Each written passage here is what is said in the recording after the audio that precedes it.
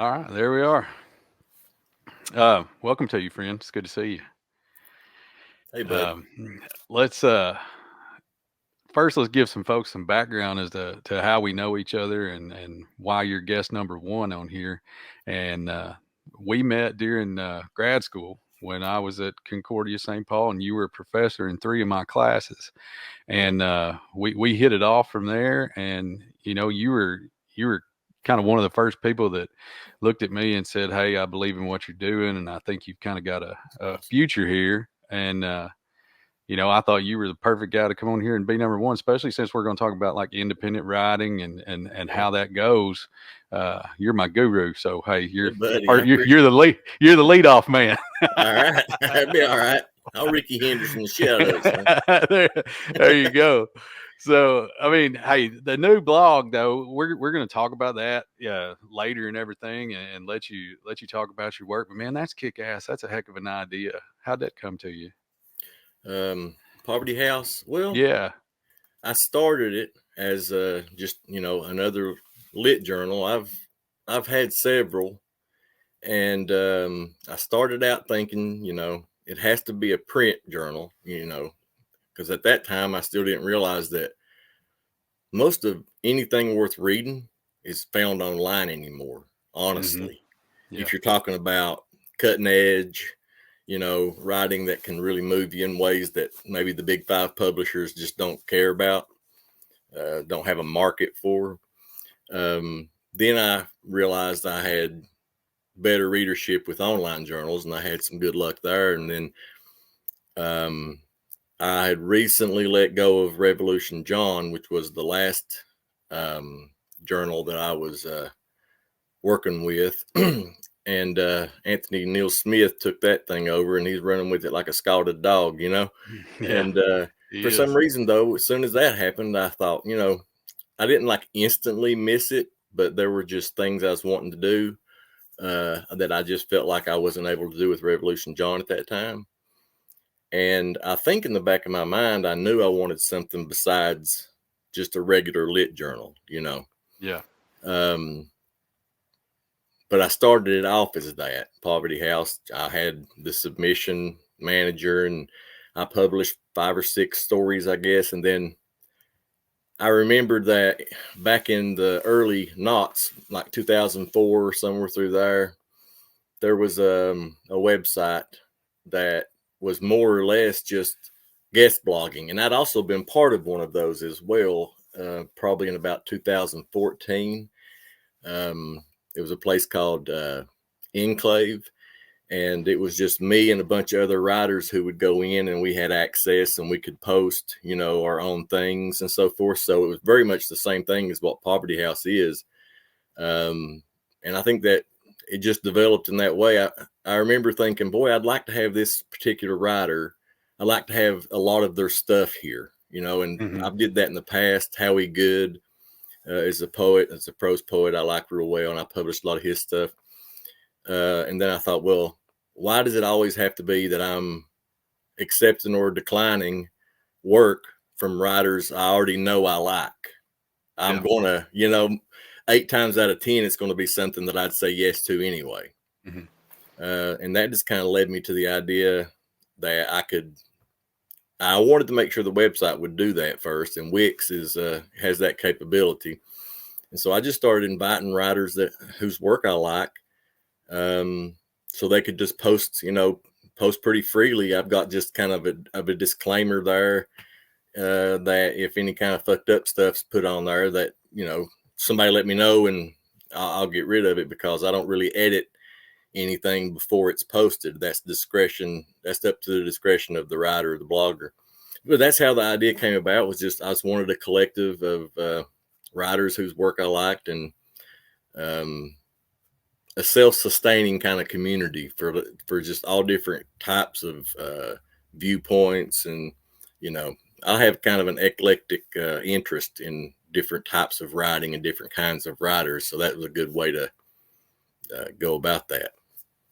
And it is. I mean, there's everything on there from poetry to I've done music reviews on there. I Yep. mean, like it's a neat little place where you can go and get.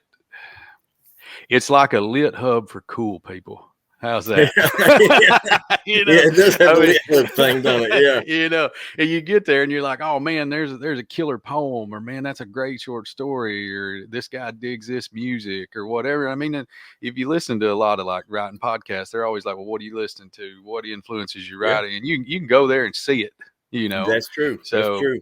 and it's cool to see, you know, a lot of the folks that are kind of under that same umbrella in the same place. It is. It's So, nice. I like it. And then, yeah, I think there's just a ton of material and content that just because I've invited about 30 people, and so we have 30 people. Not all of them are posting regularly, and some haven't posted yet at all. But yeah, we've had, I think, before I did and opened the doors to bloggers, I had posted maybe 30 some pieces on there, maybe less, 20 some. And as of today, there's like 84 pieces on there. yeah. And I couldn't have done that picking and choosing as a lit journal editor. It took me a year to do that, you know. Yeah. For a long time. I was proud you picked up the one of mine you picked up. I mean, I'd sent that one out a couple times, but it's kind of in that early Larry Brown vein. And if you don't read that kind of stuff, like it gets kicked back quite a few times, but you dug it and stuck it up there, and yeah. I thank you for it. Like it's a good story, bud. You do good. You do really, really good work. It was immediately obvious to me when I got your first assignment there when you were in grad school. I have a sensitivity to the kind of work that you do. It's similar to what I do. It's similar to what, you know, the folks that like Larry Brown, Harry Cruz, Flannery O'Connor, you know, and it just immediately jumped out at me. I think I remember telling you something like, hey, you know, I finally get to read something that's not like a fantasy trilogy. Yeah. And nothing against fantasy trilogies. I'm just saying. A man can only read about elves so much. Yeah. And I may jump. I've got that on here to talk about it. We may jump there and circle back to where I was going to start. But grit lit, and you said that to me. You were like, you know, Dan, you're a grit lit writer. I hate to break it to you, or something like that in that email you sent back to me. So yeah, you know, I've got that in my notes here. Like that was one of the first compliments that I got as a writer. And the thing was that made me feel like I'd chosen the right path. Cause when I started out, it was more of a Vonnegut kind of humory kind of thing. And it just didn't feel right. Right. And then once you do that cliche thing where you write what you know about. Right. Yeah. And I felt like, all right, here's these two stories that I can relate to, and I'm just gonna put my heart on the paper and the people around me and see what that looks like. And then, you know, you sent that back, and then I knew like, all right, I've made the right choice here. So you feel a little validated with that. But I kind of want to talk about that term, that grit lit term, because where are you at with that? Like, do you like that nomenclature? Is that a real genre? Because Daniel Woodrell calls it like country noir, right? Yeah, you know, noir. Is it just realism by another name, or like? Yeah. Where are you at? I think what happens is, for me, when I'm referred to as a grit lit writer, I don't feel like that's something that I really was trying to. I wasn't really trying to do that. It happens to be that certain writers who write about certain regions, those regions are gritty in and of themselves.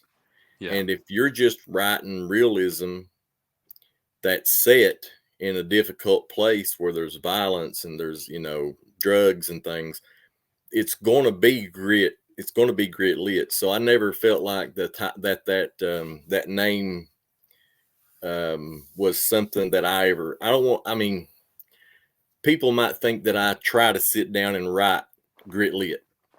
Like, okay, I'm a grit lit writer. I'm going to sit down and write some grit lit. You know, that never enters my mind at any point ever. Because I also write all kinds of other stuff. I mean, I have some stuff out there that is crazy as hell, bub. I have got stuff that's been published that just has nothing to do with Appalachia, nothing. And so I don't know. I guess I'm predominantly an Appalachian writer, but the term itself I think is kind of cool. I mean, it's a neat way of saying it. Yeah. I Grit mean, lit. it puts a label on there. It's like grunge in the 90s, right? Uh-huh. It puts a It does. label on it. But I think and you kind of touched on it there, and I think that's where I was going with that. It's too constrictive because of what you said. Like, we're both, for lack of a better word, we're both Southerners, right? Like, in our background, I'm from Arkansas, you're from Kentucky, and we're alike in a lot of ways, but we're also going to be different, like, just because of, the region that we're from, right? So you got people that are regional writers like Ron Rash, David Joy, folks like that, people that we admire, but, I've never worked in a coal mine, and I know you got family history with that. Where I live, like, we're dirt farmers, and my daddy's folks are from the hills, like the foothills of the Ozarks. So we've got a connection there, but then on other places, like, dirt farming, coal mining, not the same thing. No. So I think where you can get some things is, like, we both know poverty, right? And you both know, like, folks down on their luck, and like that's everywhere, unfortunately, where we're from. So it's more of a, I like that gritty realism, that grit lit. I don't so much have a problem with the term as to just, it's so hard to define, because for somebody in Southeast Ohio, that's a different kind of grit, or Pittsburgh's different kind of grit. Right. And you mentioned you mentioned Ohio. Don Pollock writes, a lot of things that he's like, they consider him like a grit lit grandfather, or forefather or something.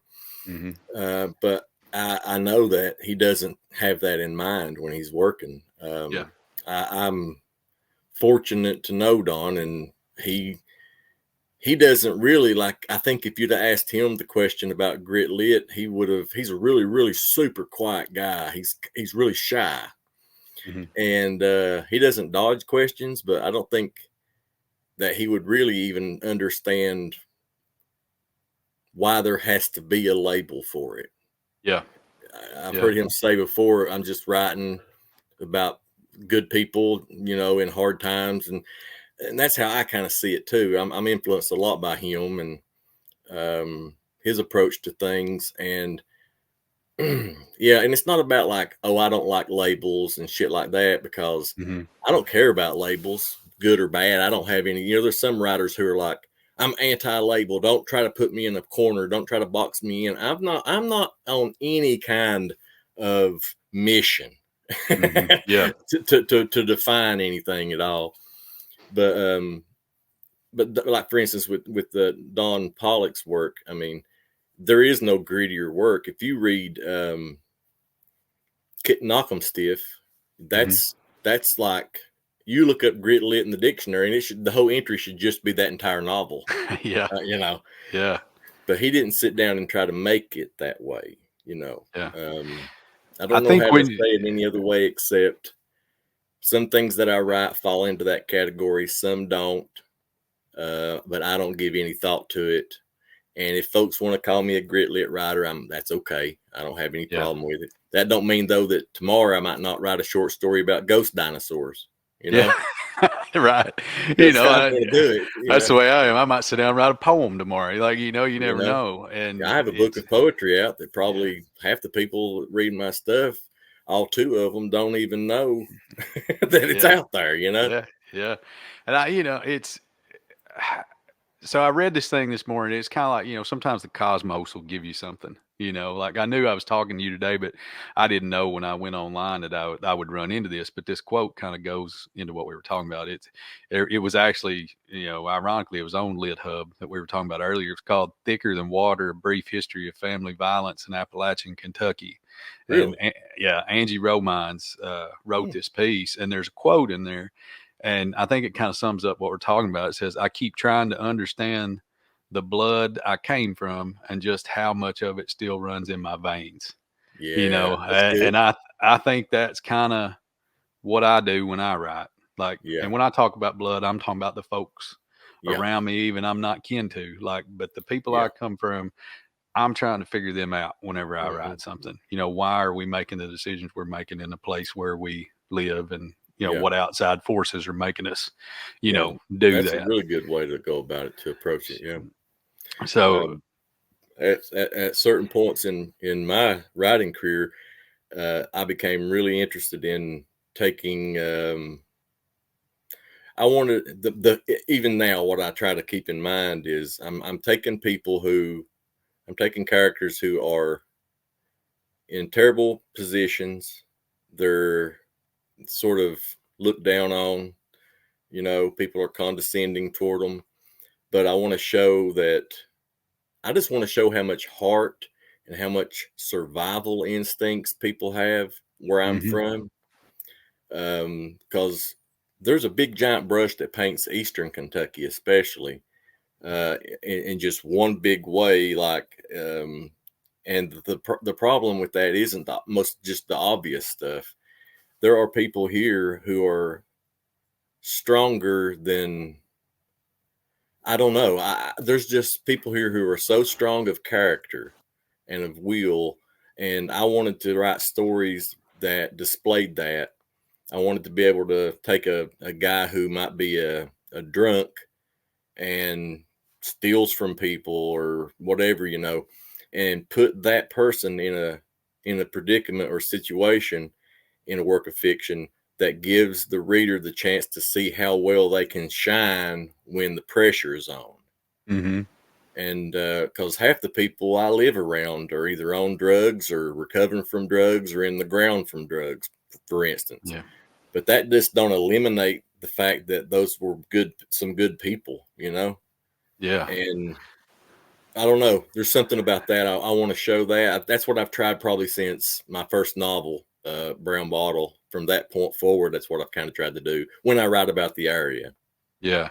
Well, and I can piggyback off that a little bit. I mean, where we come from, I mean, both places got stark things about them. I mean, Yeah. like the Delta's got two different things going on over here. You've got, you know, some of the poorest counties in America are here, and then of course you've got in the Ozarks we dealt with the opioids and the same things that y'all dealt with over there in Kentucky. We got meth running, you know, everywhere. So I mean, there's some stark realities here that if you don't, and I'm getting somewhere what I'm saying here. I want to talk about authenticity and voice when you write something, because Yeah. if you don't get the details of that stuff right, and Hmm. about the area, about the people, about the socioeconomics, and about the actual, you know, drugs themselves or the situation itself, that Hmm. can come it can come off wrong, especially if you're Yeah. reading it and you're from that area.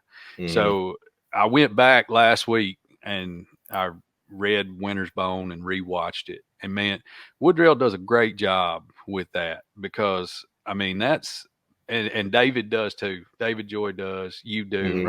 Ron does, and it reminded me of that Larry Brown. He had that, you know, picture, that piece of paper above his typewriter. It said, "Write about Tula and kick Oh yeah. ass." Right. You know, Yeah. so I think if you write what you know, you're going to get that stuff right.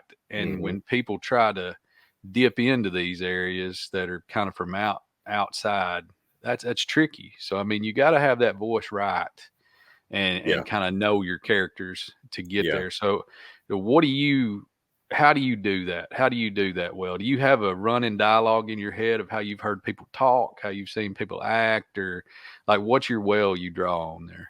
Yeah. Well, I guess the first thing I do is put a filter on for certain things. Like I've written characters who worked as outside men at coal mines. You Mhm. know, coal mines have a one or two guys, usually just one guy on the outside, especially for smaller operations. And like, you know, he'll pick rock off the belt, he'll charge scoops and make sure the fan's running and stuff like that. I've did that. You know, I've had what they call surface papers, you know, Mhm. surface mining papers. I've did that work. And so I've had characters who did that work. I've not yet and never will um, try to write a character who works underground. So I don't just strictly say, if I've not done it, I'm not going to write about it.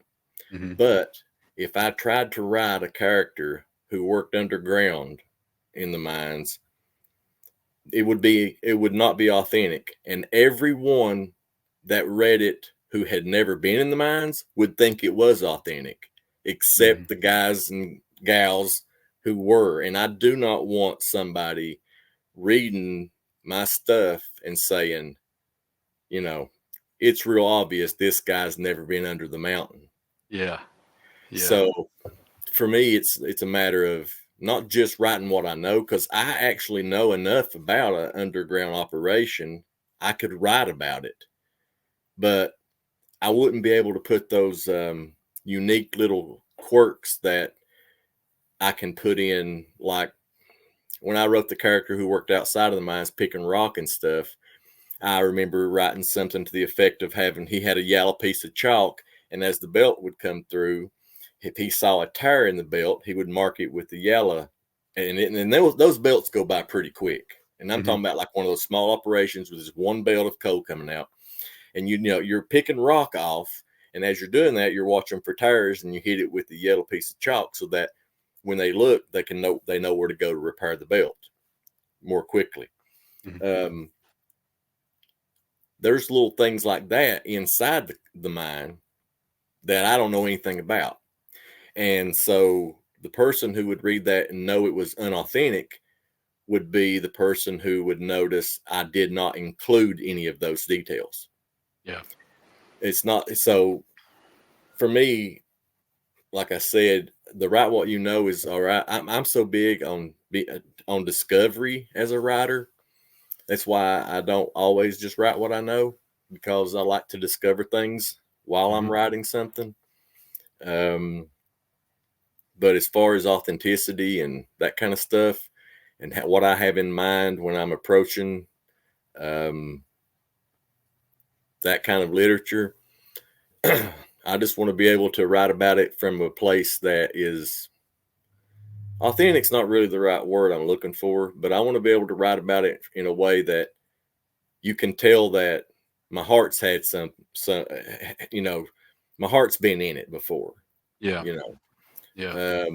Because like I can tell you, yeah, you mark that yellow line, you mark that belt with that chalk, and then you're picking rocks, and you could go tomorrow and write a short story where a guy's doing that, but you might not think to put in there about how fucking scary it is to try to be grabbing a rock about the size of your head off the belt that's going over a 200-foot drop, while also trying to hit a piece of chalk up here and not let that rock drag you off that mountain.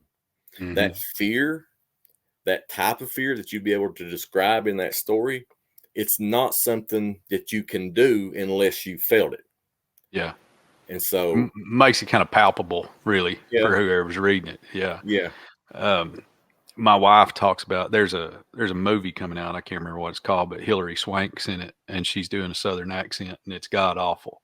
And there's just some things that if you don't get it right, like you said, like just the little quirks of the way we talk, or the dialect in your writing, if you're trying, like I can't write a story I can't write the Friends of Eddie Coyle. Like I can't write that. I don't know Boston. I don't know anything about it, but I can get right what's here. And I think that's a difficult thing, especially for young writers, to try to figure out when they're trying to figure out who they are and what they want to do.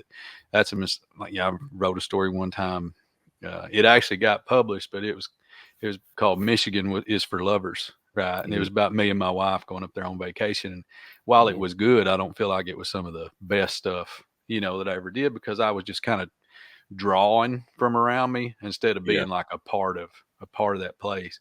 So that kind of leads me into something we talked about. I sent you an email during school, and I sent it to Matt too, because you get into misunderstandings and misconceptions of stuff too from people that read your work. And you talked about earlier that where we're from kind of gets some side eye sometimes. And I remember I wrote a story one time, I sent it in, and there was a girl in my class, and I'd used the word papaw in it. And one of her critiques was, she says, "I'm not real sure what a papaw is." Oh my gosh. And I was sitting there thinking to myself, I, I don't know if she did or not. I'm not sure. I was like, well, and then I thought to myself, and this was my brain going on default. I'm like, well, who took you hunting and who took you fishing and Yeah. stuff like this? And I thought, like, have you got a mamaw? Yeah. Yeah. But What do you, you just say you don't think about that stuff the when stuff you other don't people think read your about, stuff. Yeah. the stuff you don't think about that you're sharing like that should be the same way you're writing. Mm. Like, I used to worry about saying papa or using whatever kind of certain dialect and things. I used to sit and think, am I making this clear enough to the reader? Mm-hmm. Like that lady you're talking about. My papa took me up in the hills. He being the father of my mother, Right. bullshit, Right. Yeah. No, I Yeah. took this after Brees Pancake. Pancake did not explain shit. Mm-hmm. He wrote, and you either knew what he was talking about or you didn't. But the beauty of it was, because he wrote it that way, it had such heart that what people came away with was that feeling of that heart in it. Because he has Right. a story. It's a story, and I should know this, but it's a story about a guy who's on strike from the coal mines. Okay. And I can't, is it called The Last Day of Winter or Last Day of Winter? Anyway, he's talking about, I think the story opens and they're working in the mine and stuff, and there's all this jargon that he's using, and which is kind of amazing because he never was in the coal mines, but he was able to do this. But that's what he was able to do that most of us can't, give that authenticity. But he used so much sort of jargon and so much sort of lingo and things that I had no fucking idea what he was talking about. But it didn't really matter. What I loved about it was he just said, I'm not here to teach you a cultural class. I'm not Mm-hmm. here to teach you about cultural diversity or geography or the mining industry. I'm not going to stop and slow down what's going to be otherwise a powerful story and make it part essay Yeah. and explain to you what the hell's going on here, unless, because that didn't necessarily need to be part of the plot. Mm-hmm. You didn't have to know those things in order to understand the story, and then those being in there improve the story. So it's just something I saw him do in that stuck with me. I was like, he didn't explain shit. Yeah. He just It was wrote it. it was extreme showing, really, more so Yeah. than telling. Yeah. It's, hey, here it is. You figure it out, but if you read it, you're going to get it. Mm-hmm. And the people that can do that, they're pretty unbelievable. Because I've read some stuff like the beginning of Tomato Red is kind of that way. Mm-hmm. I don't know if you've read that, Uh-uh. but Woodrell wrote that too. But I mean, the beginning of that is just it's the rambling stream of conscious of a meth addict, right? And it's just Right. like everywhere, but you believe it. Right. Like the minute you read it. I heard David Joy say one time he read that chapter for 3 months solid, trying to figure out how Woodrell did that. Wow, David. So, Oh man, I tell you what, I haven't talked to David in a long time, but that guy is just he's a free spirit. Have you got to meet him? I haven't met him yet. No, No. I've talked to Ron on the phone before, Ron Yeah. Rash, and I know he and David are close, but I had never Yeah. met David. No. David's just a free spirit. I can't, anytime somebody mentions him, I don't really think about his writing as much as I think about his personality and his approach to the world. I'll tell you, just this is the whole trip cracked me up. But I went to Lincoln Memorial University. They had a literary event there that Silas House and some of the the big the gatekeepers or whoever had going, and then I knew somebody that snuck me in, because I've always been a black sheep of the Appalachian writing world. Dan, you may not be aware of that, but it wouldn't take much digging to find that out. I'm just I don't do right, I guess. I don't know. I could never be a gatekeeper. I don't give a shit about the gate. I'll kick the gate down. I'll crawl over it. I'll bury it. I'll burn it. I can't stand that kind of shit. Anyway, we were at Lincoln Memorial University. You leave the chain off and let the cows out. Yeah, I don't give a shit, man. Let them roam. Yeah. Let everybody in. Let's just do the best we can. Everybody should be in. But a couple things happened there that I'll just never forget, and they all had to do with David. I first got there, he was there, and I hadn't met him yet, but me and him had been corresponding a lot. And this was when I think he had published his first book, and that's all he had. That's all he had out there in the world at that time. He had the 3-book deal with Putnam, and he had written the first one, and had been published. Well, I got to the university, and I went up to my room, and he and Brown, what's that boy's name from Richmond? Brown, Wesley Brown, Wes Brown. They were in the hallway and had him a fifth of liquor, and I was I'm a recovering alcoholic. Got 9 years sober, and but at the time I was in huge active alcoholism, and so anyway, we got a little drunk there in the hallway, and then he said, "Let me show you something," and he kind of ran me outside, and there was this old block tower type thing made out of looked like it was probably built in 1800s or something. I don't know what it would have been, but the top was off of it, so it was just like this, cylinder block with an open top. Well, he took me back in there and he said, "Here, do this," and he laid on the ground and looked up through, and he said, "Lay down here beside him. I mean, look what I'm talking about, And we were laying there and looking up at the sky out of this rock tower. Yeah. And I kept waiting for him to kind of explain to me what I was supposed to be. You know what I mean? Yeah. Never nothing. He didn't say a word like, see what I told you? Look at that. He laid there for about 1, 2, 3, 4 beats and was gone. He was just gone. And then later on, Don was there too. He was the guest reader or guest speaker or guest lecturer. He was the guest of honor. Yeah. And David's a big fan of his, and he was so scared to meet him. And I thought it was kind of cute, which I'm a lot older than David. I'm like, I don't know, 20 years older than him or something crazy, or 15. But Don and his wife were sitting outside the convention hall or whatever, where he was getting ready to go in and read. And I saw him, and I went over and hugged her and hugged him. And David was walking behind me, and I turned around to say, "Hey, man," and son, he beelined it past me like a freight train. I mean, I went whoosh. And I told Don, I said, well, there went David Joy. And he went, "That boy that was running?" I said, "Yeah." Just ran. And oh, mercy. And he went into the convention hall, and I followed him in, and there was a bird. There was a bird loose in the lobby of that hall, and David had his hat. That hat he always wears? Yeah. He had that hat off, trying his damnedest to catch that bird. And this is the kind of guy, that's how he felt like when he was in public. He was who he was. But with Don Pollock, that dude wasn't wanting nothing to do with it. I told him, I said, "Don's going to come to our panel later." And he said, "What?" And I said, he said he wants to come, because they were talking to us. We were on a panel of some kind. And it killed him. He just about wouldn't go. I said, he said, I can't go. He said, "Donald Ray Pollock can't listen to me talk. Yeah. What will he think? What will he say?" But seeing him being such a fanboy, it sticks in my mind, because he's such an original person. David should never, ever feel like, in my mind, I was thinking, David, you're the exact kind of person Don would love. The exact original, down-to-earth kind of person that he would love.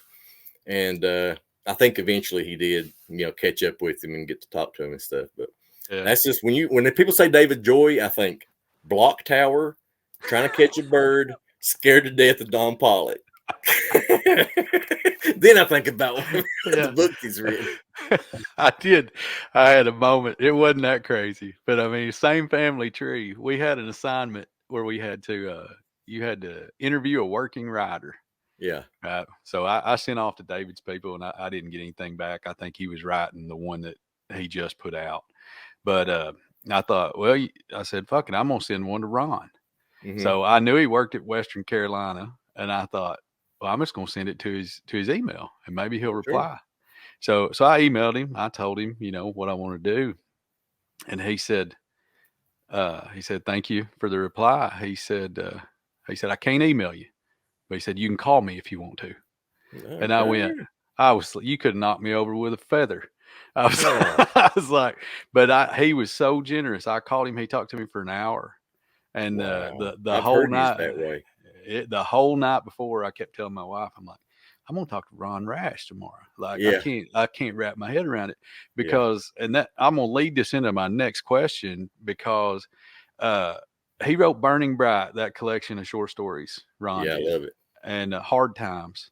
That I think it's the first story in there Hmm. when you open it up, and that story was one of the first stories where you read something and you go like, I know these people, Hmm. and because my papa worked for Banquet Foods, and it was Okay. ConAgra. He drove a chicken truck, Hmm. and he'd go catch chickens with his hands, load them on this truck, and I'd gone with him plenty of times and gone to the company store and all that, and and I'd gather up eggs and he'd get some hens sometimes and he'd lop their heads off. They'd run around the yard. I mean, Hmm. I'd been there, Right. So when I read that story, I was like, golly. So, when you read something like that and it connects with you, like to be able to talk to the person that wrote it, that's a pretty cool thing. Yeah. So Yeah. I guess the question I'm going for is a two-part question because I think you're going to have two different answers. What was the first book you read that did that for you? And then the second was like, what writer do you think's had that kind of influence on what you do? Because I know mine are different, and I Right. thought yours might be different too. The first writer I read that had that like ringing inside of me of familiarity Mm-hmm. that made me realize they're writing about something that I experienced type thing. Yeah. Um, well, it's an odd kind of thing, really. My uncle's an Appalachian poet. He's won numerous state literary awards, and G.C. Compton is his name. And I read a lot of his stuff when I was growing up, and so I was I was aware of literature that was like about stuff I knew and about the kinds of people I knew at a really early age because of his work. Mm-hmm. And so that was like my first introduction. But to me, I just thought, well, that's just what you do. I didn't really. I wrote a story when I was 10 because I started reading his stuff when I was about 9 or 10, and I wrote a story when I was 10 and uh, about a guy that goes. It's a crazy ass story, man. I was 10, but he gets on an airplane. There's a ghost on the airplane. Blah blah blah. But here's the problem: where me and him lived, me and my uncle, was a town called Virgie, the easternmost tip of Kentucky, right on the Virginia line. Yeah. And I had set the story in Virgie. All right. Never thought a thing about it. The beautiful thing about what my uncle did for me is he, at 10, treated me like a peer. And at this point, he had already had a great deal of success as a poet. And he told me instantly. I was real excited because it was about a 9-page handwritten story. I felt like, I'd done something pretty good there. And he complimented me. But then he also told me, you can't have a fucking airport in Virgie, Kentucky. Yeah. and Yeah. the thing about it is two things. One, he's right, and he decided to tell me that. And it's also my first introduction to writing regional literature in a way that's believable. Yeah. Yeah. You have to write, if you're going to write about Virgie, Kentucky, there are going to be certain limitations on what you have to work with. Mm-hmm. And so that was the first person whose work I read that introduced me to that kind of, the kind of stuff that rang true for me the way you're talking about. And then the Mm-hmm. second question you asked, the second part of that was, what was that, Dan? It was what writer has had the most influence on your work? Oh, there's two. Breeze Pancake. And it's crazy, man. I mean, the guy just has one book. It's a collection of short stories, but Yeah. um, that book is nearly perfect. There's there's one or two stories in there that are just so, Mm-hmm. but they weren't his polished work. They were included. His mom and I want to say, was it James McPherson or John, one of his former teachers, and Brees's mom got together and chose, like, from his stories he still had left laying around or whatever, chose what to put in there. And the stories you read in there that aren't as strong as, like, trilobites or something like Mm-hmm. that, Mm-hmm. it's because he hadn't polished those. He would have never submitted those for publication in the form they were in. So just, not only is it just one book, but it's only actually a handful of stories I consider to be his work, because I know he wouldn't have wanted those other stories, those other 2 or 3 stories, published. Yeah. So he wouldn't have considered that his body of work. But that writer has had, Brees Pancake was, and not because of his ability to write about the region in a way that was amazing, but it was how he focused so strongly on characters, character motivation, difficult decisions, survivalism. So that gave me sort of that broad foundation of, here's how I want to approach writing about my people, Mm-hmm. But then in terms of style, I have to give 50% to Michael Ondaatje. He's my favorite living writer. And it's so crazy, man. People know him because he wrote a book called The English Patient, which was made into a movie. Mm-hmm. I've never read that book, but his book, Coming Through Slaughter, it is by far had the biggest impact on me, even more so than Brees's collected stories, because it let me know. I thought if I wrote Appalachian literature, I had to write it in a very muscular style, a Mm-hmm. very pared down, lean, you know what I mean? Yeah. Hemingway-like Yeah. type stuff. Yeah. But when I read Ondaatje, I saw that he was able to do high purple prose, very lyrical work, about folks that didn't necessarily fit into that kind of thing. Because he was writing about Buddy Bolden in New Orleans, one of the early guys that come up with jazz music and sort of founded that sort of thing.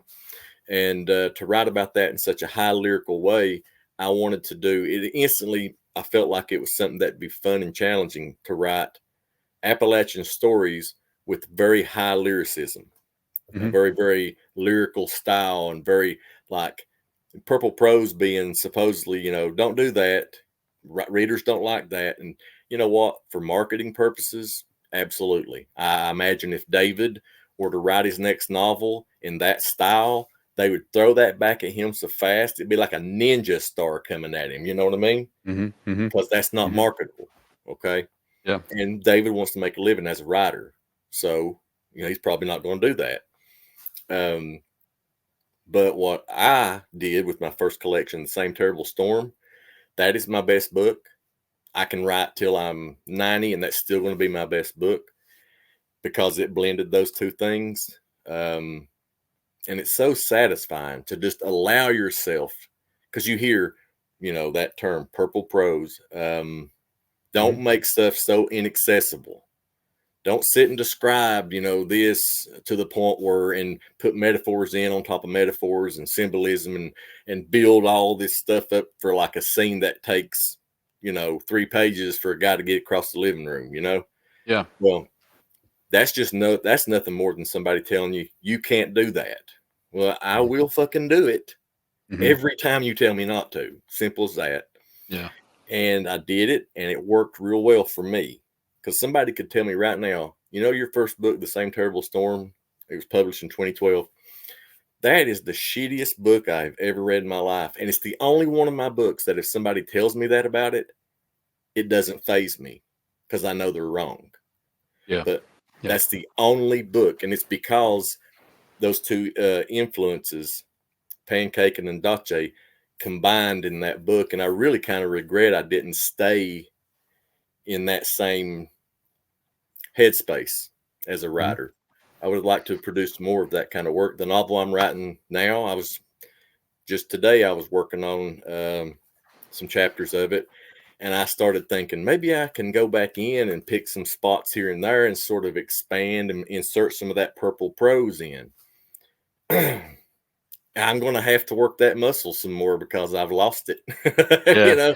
Well, and it's hard to do because you're in a flow of that that style in that book probably, and those characters are the way they are, and that narrative's going the way that it's going. And if somebody told me to expand, the one you've read, I don't know that I could go back and do it, because to me that's how that story's told.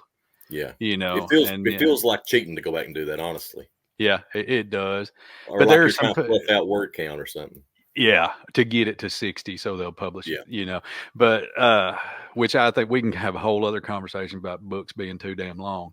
But we got people in this country that won't read, but we want to sell them 60, 70, 80,000 word books.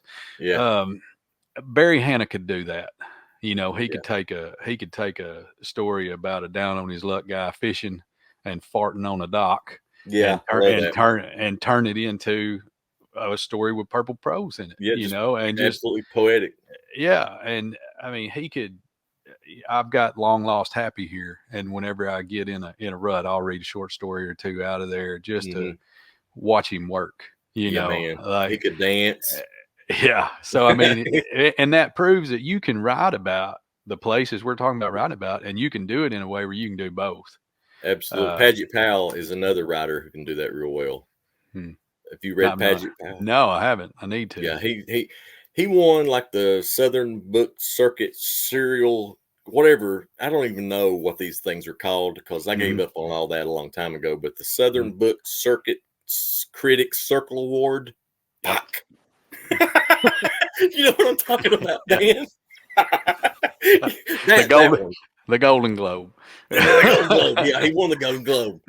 But he did for his one of his early novels, and everyone Edisto, I think it might have been called Edisto, and it was very Southern, and it was very very in that sort of box.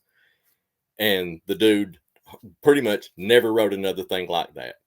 He did his Barry Hannah thing where he would write about these characters in these areas, but it was always sort of, it had that Vonnegut sort of playfulness.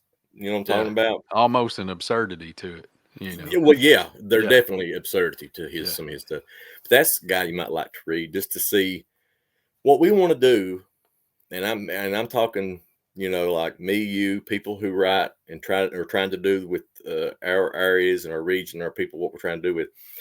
We need to be brave enough to listen to our instincts and don't allow outside pressure based on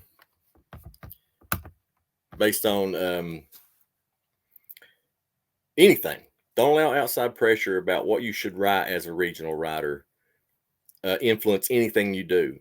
Be willing to never win another award the way Paget Powell did. He was willing. He could have wrote more books like he'd written and win more awards and been more prestigious and been somebody I could have spoken about, and you would have known the same way if I'd have said William Faulkner. He could have done it. He just did not. He just chose not to do it because it wasn't rewarding to him. The best thing I've ever heard said about writing, and I am going to have to ask for like a little pause so I can plug in this laptop, brother, or it's going to go deader than hell on me. No, go ahead. You're good. Okay, man. But first, let me say this before I forget. What was I saying, Dan? The best thing you've ever read about writing. Yes.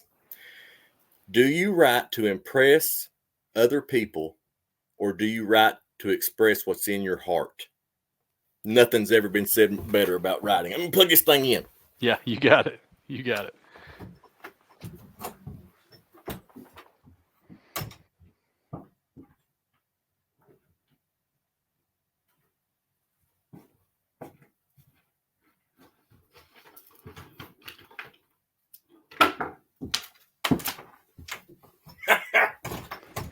Woo!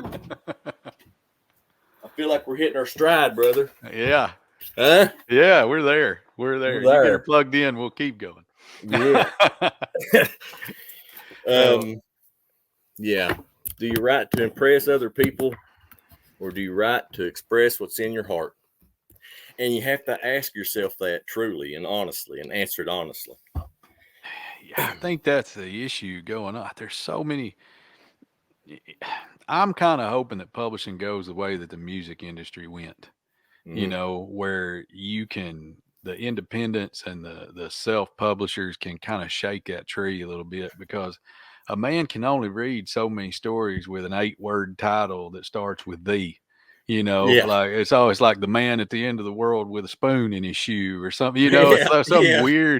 some weird title, and it's like everything wants to be the same, and nothing just wants to be true, right? Right. Like what it is. So Right. I mean that's the key to me, and I said that earlier about writing and reading, because yeah, you're writing what's in your heart, but son of a bitch, you want somebody to read it, Yeah. Yeah. and it's getting somebody to believe in what you're saying enough to put it out there.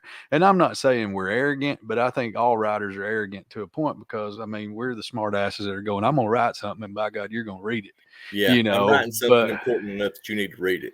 right. Yeah. But I mean, you can't gatekeep that either. Like, I mean, Mhm. that's that independent streak that I think we're trying to highlight here with this Yeah. podcast and your blog and your work. And a lot of the people we're going to have on here kind of feel Yeah. that way, because the big five have got such a fence up, Yeah. that if it's not, I mean, I've had stuff rejected just on word count alone. Right. Really. So, you know what that tells you? They didn't read it at No. all. They saw, I got a 50,000 word novel, and they Mm-hmm. were like, well, I'm out on that. Right. You You got know, half a book, they say. yeah.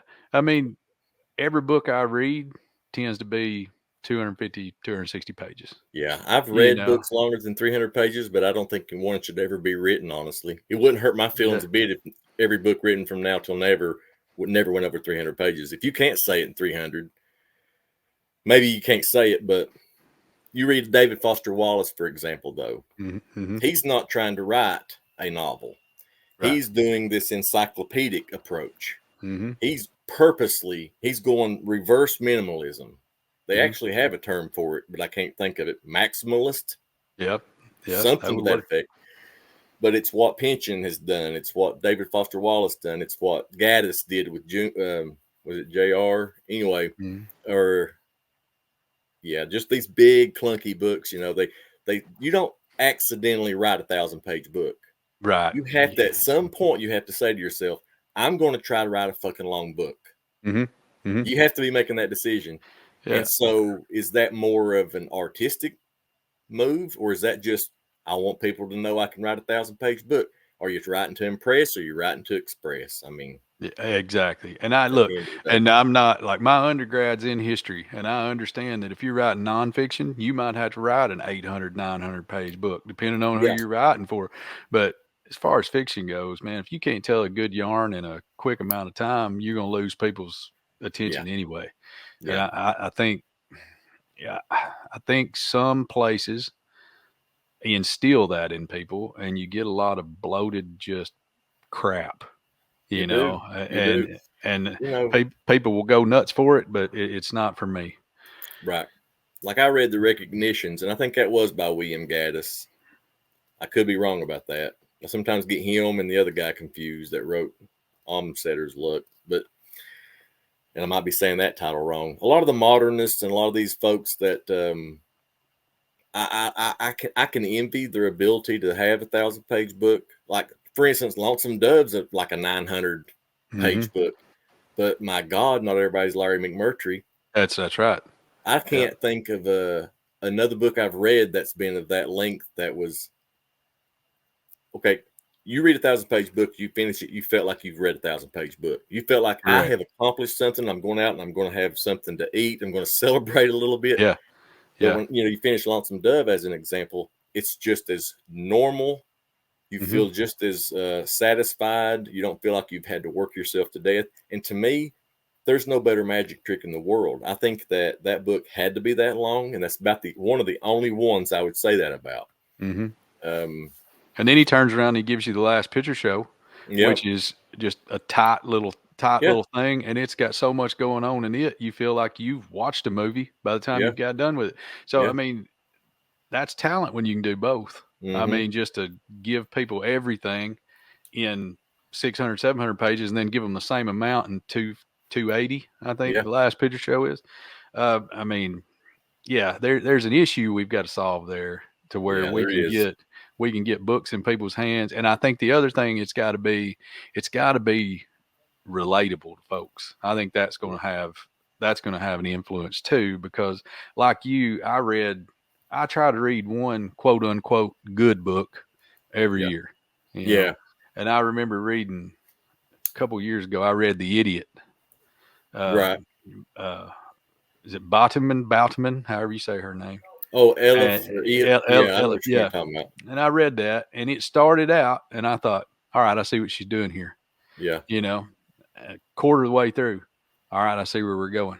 Yeah. Halfway through, when's something gonna happen? Yeah. That's the Three thing. quarters of the way through, when's something gonna happen?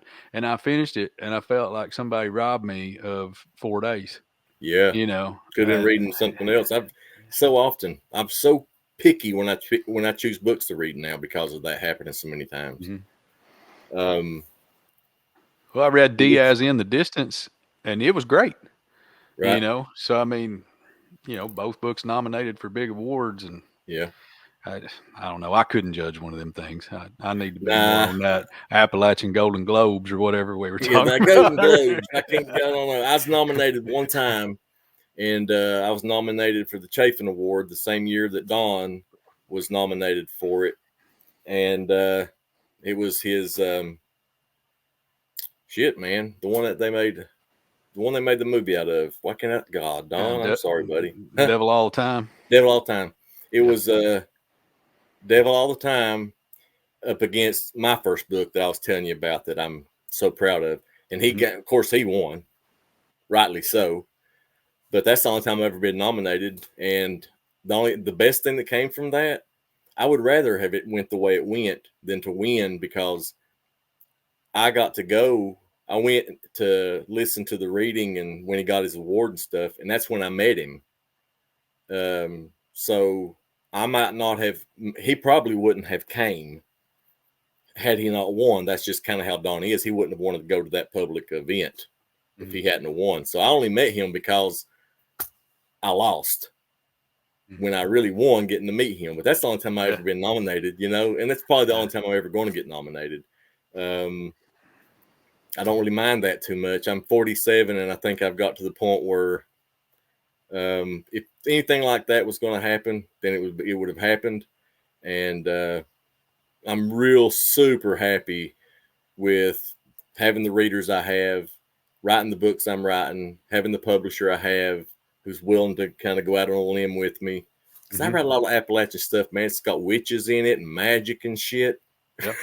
you Yeah. know, and Yeah. that's not going to fly anywhere else. But in Adam's lap, there at Cowboy Jamboree, Yeah. he's just so he nurtures that and he understands what I'm trying to do. And so I'm pretty happy where I'm at. I wouldn't trade it, for two Kentucky of the Year book awards or whatever. I'm good. And that's Well, a good place to get to. yeah. Yeah. Now, and some of us, like, that's good enough too. Yeah, Like if you got your dedicated readership and your publisher lets you do what you want to do, and with little interference, I mean that's out kicking you coverage. I mean yeah, that's really getting to create and having somebody that's willing to work with yeah. you. And I I'm mean, happy. I'm very satisfied with my life as a writer right now. I'm very happy with it. I wouldn't do anything differently.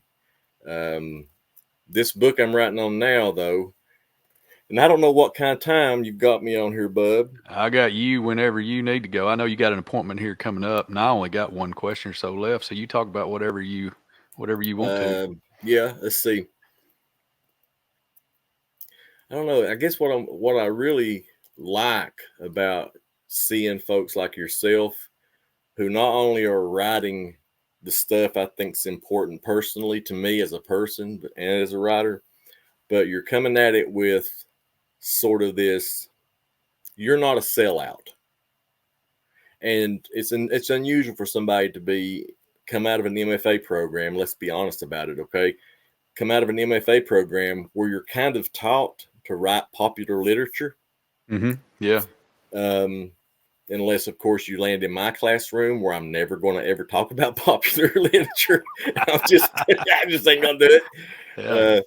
And come out of there with sort of that independence and that sort of independent way of looking at what you're going to do. And you're not going to necessarily just, because if you can write a sentence good and you know how to tell a story, you can write a book on purpose that a big 5 publisher would give the time of day and read it. You can get out of the slush pile. If you're able to write and you can hold a sentence together and you can tell a story, then you can sit down and make that almost the exact way that a big publisher would like. And it'll give you a better chance of being published there. The place a person gets to as a writer is whether or not, and I don't call it selling out, I just call it a decision. You get to the place where you say, am I going to do that and try to and write a book I know could appeal to a mass audience, or am I just going to write what I want to write and know that I'm forever sacrificing that as a possibility? Yeah. Unfortunately, I feel like that is the crossroads, and you have to go one way or the other. And I know when it was for me, and I think probably every writer, it has to occur to them at some point. I think it was easier for me because undergrad college, I was in a lot of bands, right? Wrote songs and stuff, and so your first bands are always cover bands, right? Yeah. Like you're gonna play cover songs, you're gonna get your chops and see if you can do this or not. And that's eventually you're like, I didn't get into this to play cover songs, Right. So that's kind of like what you're talking about there. I can cover a book and put That's it in a it. You're right. That's style, exactly what I'm right? saying. And I can feel like, all right, it'd be like mainstream Nashville now, which is just pop tart bullshit. Yeah. But at some point I was like, I'm going to write my own songs. And it was at that moment that I started to get people to listen. Yeah. And we sold some CDs, That's and the only time people recognize that in art. yeah, They have a feel for it. I'm not one of these people that's going to go to a college bar and sing cover songs all night long. No. And I And feel that's like exactly what I'm talking about. Yeah. Cover books. Yeah. Cover We books. may have coined a new term, cover books. We have cover books. There you go. You coined the term cover books. And I need an essay on that for Poverty House. And just saying that would be something that would be pretty good. Give me 2,000 words on cover books. Cover books, man. That's exactly what I was talking about. That's the perfect way of putting it. You can write a cover book and get published and go to New York. And I'm not saying that's the case for everybody. I'm just saying that it's something a writer can do. And do you want to do that, or do you want to just write and enjoy what you're doing, find somebody that likes it? And like, I'm just in the happiest place I could be as a writer. And I almost lost my entire career in 2015. I didn't think I'd ever be back to a place where I'd say I'm happy to be a writer, Yeah. But it's a good place to be in, when you're just doing the work you like to do and somebody's there to support you with it. So. Well, and then when people are realist about it and know that most books sell 5,000 copies, Right. like everybody thinks I'm going to write a book that's going to sell 1 million copies. Well, so John Grisham will, but King. King, Lee Child, those people, they're going to write books. People are going to eat them up because they're everywhere and they've got big push behind them. But I mean, if you're a realist like that and you go, well, 5,000 books, that's not a hell of a lot of books. If I could sell 500,000, I'd feel all right about it. Well, yeah. And I don't know how many I've sold in my career, but I guarantee it don't break out of 4 digits. There you go. I mean, that's, but the thing is, you connected with those people, and I think and you did that, right? Like that's not a marketing department and a PR department and all those people pushing it and skewing the algorithms to push it up a chart. It's, if somebody picks up your book and they read it, or they pick up my book and they read it, or read a short story of mine and they dig it and they reply and say, hey man, I dig that. That's worth $1 million to me. Yeah. For sure. That's where it's at. So you said you had another question or two. No, you're good. I got one more and we can wrap on it. And it's kind of the fun. It's kind of the fun when I'm going to ask everybody. So you're having barbecue at your house. All right. And you can invite 3 writers. Who are you inviting, and what are you going to serve? Living writers. Don't have to be living. They can be dead. We can resurrect them. All right. Flannery O'Connor. Yep. Definitely bringing her. And I don't know, man. Maybe a vegetarian dish of some kind. I'd have to call out for that one because I don't know what kinds those are, but I definitely wouldn't serve her, peacocks. So I want to make sure I didn't. I just would play it safe and make her like a salad or something. But hey, I've heard tell you could take tofu and soak it in pickle juice and bread it and fry it. It tastes like Chick-fil-A. So, okay. So there you go. Breeze pancake, soup, beans, cornbread, fried taters. Mm-hmm. So we got Flannery and Breeze, and then Stephen King. He was an early influence of mine. Loved the guy. As far as what I'd serve him, I don't know, something bloody. Yeah, something that you killed in a real bad way. Yeah. So that'd be all right with me. Some deer you maimed and you had to blood trail it for a day or two. Something medium rare. Yeah. Something scurry. Man. Well, hey, I know you got an appointment. God, I love you for doing this and being episode 1. I appreciate the hell out of it, man. Damn, buddy. I love you. You keep writing, and I appreciate this so much. It's an honor. Yeah, well, I appreciate it, man. And we'll get it edited and we'll get it up. All right. See you, man. All right, brother. Be good to yourself. Yep. All right, brother.